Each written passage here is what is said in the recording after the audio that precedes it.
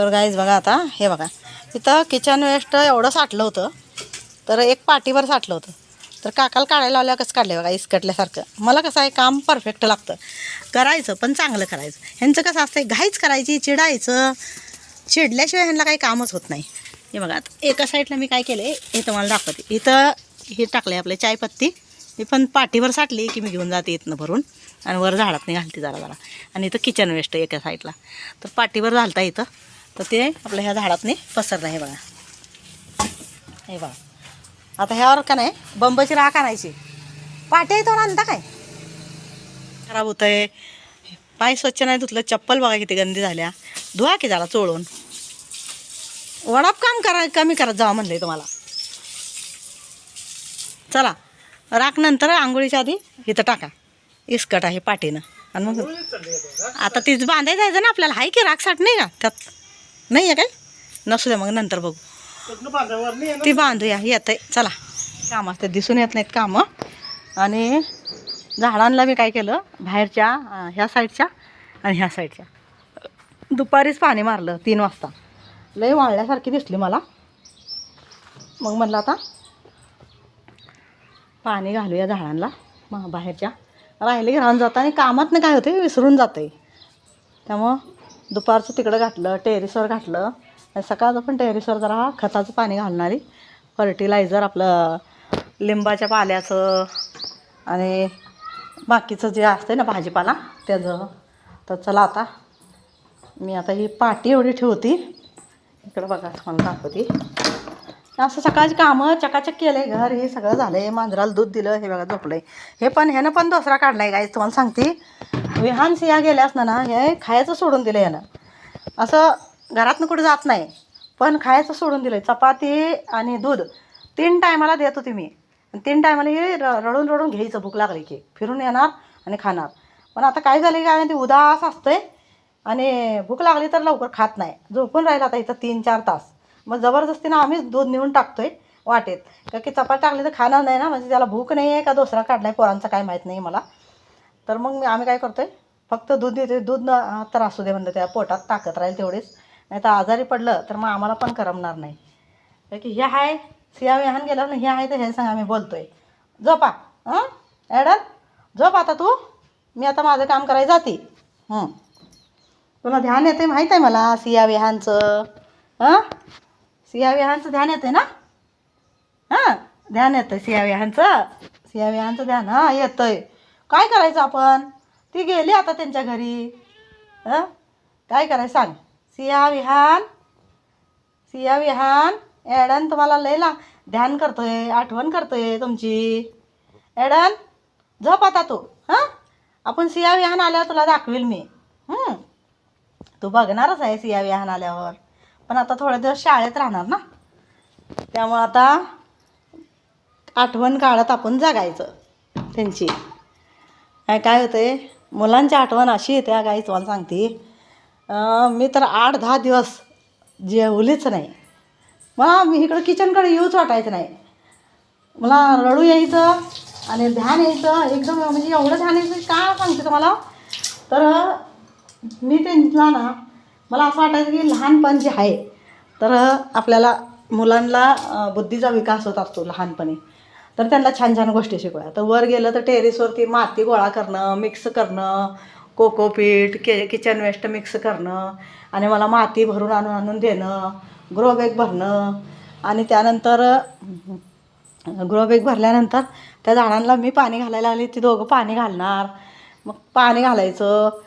तर आणि काय आपलं गार्डनमध्ये काय आलं किचन हे टेरेस गार्डनवर काय आलं भाजीपाला तर ते काढू लागायचं. भाज्या निवडत असली तर भाजी निवडू लागणार. सिया निवडायला लागली की विहान पण म्हणणार आई मला काम. तर असं चालू असायचं बघा पोरांचं. आता मला आणि इथं बसायची ना सारखं जेवत त्यांना नाश्ता दिला की खाली सांडायची चिकट करायची म्हणून ना आम्ही स्पेशल त्यांच्यासाठी ठेवलं होतं हे दोघांना. म्हणजे खाल्ल्या आणि खिडकीत बघत पोरं खात पुतील. आणि तिथं छोटी आधू आहे बघा. तर तिला आवाज देत विहान आणि सिया ना खायची. आदू सारखं चालू असायचं. एकदम छोटी आहे तिथं 2 आहे ती. सिया विहानसारखीच बहीण भाऊ आहे ती. एक छोटं बाळ आहे ती 1 वर्षाचं आहे आणि आदू आहे ना ती 2 वर्षाची का 3 वर्षाची आहे. विहानच्या मापाची 3 वर्षाचीच आहे. विहानच्या आधी 15 दिवस आधी झालेले आहे आणि त्यानंतर विहान झालं आहे. तर त्यांना दोघांना आम्ही इथंच जेवायला द्यायचं, म्हणजे बघत बघत ते चिडचिड करायचे, खायचे नाहीत. तर मग बाहेर बघत खावा म्हणायचं, निसर्गरम्य वातावरण बघा, तिकडं शेताकडं हे बघा, तिकडं शेताकडचा एरिया आहे ना, तर शेताकडच्या एरियात बघा आणि खावा. तर ते खात खात आधूला बोलवायचे, तिकडं शेताकडं बघायचे, इकडं रस्त्याकडं बघायचे, कोण आलं कोण गेलं. तर त्यांना जेवण जायचं आणि खाऊन झालं की मग इथलं सगळं चकाचक करायचं आणि संध्याकाळी दुपारी ही त्यांचं ही डायनिंग टेबलच होता जेवायचा. तर चला आता मी ठेवते. लाईट गेली ना, आज लाईट आहे, तोपर्यंत मिक्सरला शेंगदाण्याला वाटायचं आहे, शेंगदाणा मिरची शाबू करायचा आहे काकांचा.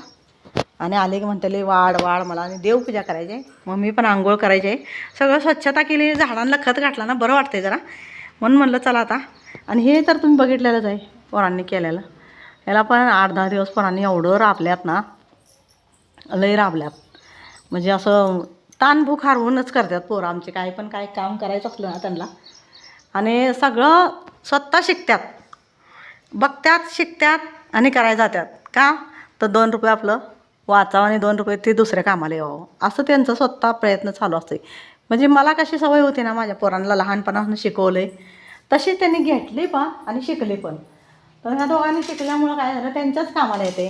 त्यांना काय आता शिकवायला लागत नाही, त्यांना बाहेर जायची गरज नाही, घरात सगळं येतं आहे, करतात, सगळं करतात. आता गवंडे असले तर गवंड्यांच्या हाताखाली पण आम्ही काम करतो, तुम्हाला माहीतच आहे. शेतात होतं तर शेतात पण आम्ही सगळं काम करू लागायचं गवंड्यांना. एखादा गवंडी जर कमी आला ना, तर आम्ही हाताखाली द्यायला लागायचो सगळीच्या सगळी बारी बारीनं. तर असं 2 रुपयाची बचत करायची आणि आपल्या घराला सुंदर सुखमय समाधानी ठेवायचं असलं आपल्या जीवनाला, तर आपण प्रयत्न केला पाहिजे, सगळ्या गोष्टी शिकल्या पाहिजे आणि सगळ्या गोष्टी आल्या पाहिजे. तर चला आता हे बघा, इथं फुलाचा नकलीच गुलदस्ता आहे, पण किती छान आहे बघा. तर जर आपल्या धर्तीवर जर झाडं आणि फुलं नसती तर आपलं काय झालं असतं, आपण श्वास कसा घेतला असता. तर आपल्या झाडांना निसर्गाला असं सुंदर जर बनायचं असलं ना, तर आपल्याला कष्ट घ्यायला लागणार. आणि इकडं तिकडं नाक्यावर बसून वेळ वाया घालण्यापेक्षा मुलांना सांगते मी, आईवडिलांनीच सगळं करायचं, आईवडिलांनीच सगळं दमायचं, त्यांचा पण जीव आहे ना. 2 रुपये साठवायचं कसं, मुलांच्या शिक्षणाला, मुलांच्या लग्नाला, मुलांच्या दवाखान्याला, काय अडचणींना आलं गेलं सगळं बघायला लागतं आईवडिलांना. तर त्यांना हेल्प करायची तर तुम्ही निसर्गाला जवळ करा आणि निसर्ग आपल्या दारातच झाडं झुडपं लावा आणि शुद्ध हवा घ्या. उन्हाळ्याचं झाडाच्या खाली झोपलं एक खाट टाकून तरी AC पेक्षा कितीतरी पटीनं आपल्याला शुद्ध हवा मिळते आणि आपलं बिजलीचं बचत पण होत्या, बिल पण वाचतं आहे. तेवढ्यासाठी बघा ही 50,000 रुपये खर्चून ही खिडकी काढल्या.